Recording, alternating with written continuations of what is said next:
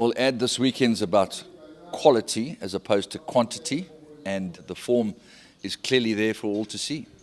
Yeah, look, African Torrents, I think, are definitely a very progressive type of horse. His first run up the straight, he took a bit of a bump and over-raced, but he always was the type of horse that looked like that he would prefer the bend, and he seemed to improve thereafter.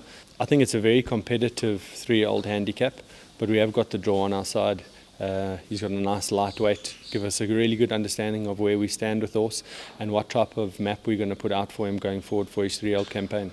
So is there anything that suggests that he could be a horse that contests the Guineas, the Classic and the Derby?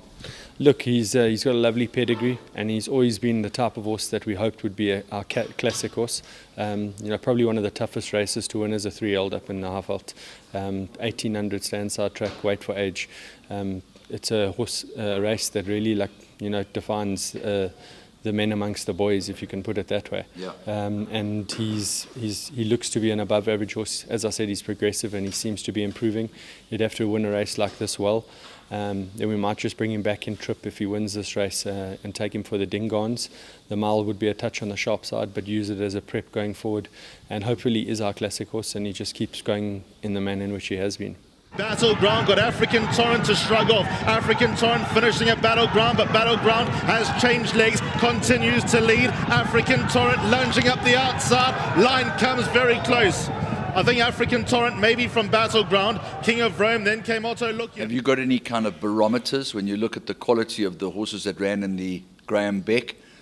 Is he up to that standard possibly?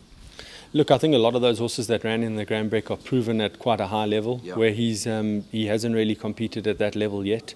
But as I said, he started later on. He's a progressive type of horse. Sometimes these horses, when they get to the latter part of their 3-year-old career, horses with a pedigree and that look the way he does, they're your improving sorts. So it'll be really nice if he continues to go in the manner in which he has.